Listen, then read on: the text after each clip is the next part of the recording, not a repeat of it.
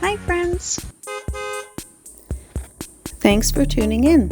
If you like this video, please give it a like, comment below, and take a moment to subscribe to our channel. Welcome to our bike ride along the beautiful Etobicoke Creek Trail in Etobicoke, Ontario. Today we will journey from Sherway Drive to the charming Marie Curtis Park. As we start our ride, you'll notice the trail is surrounded by lush greenery and the soothing sounds of nature. Etobicoke Creek Trail is a popular spot for both locals and visitors, offering a peaceful escape from the hustle and bustle of city life.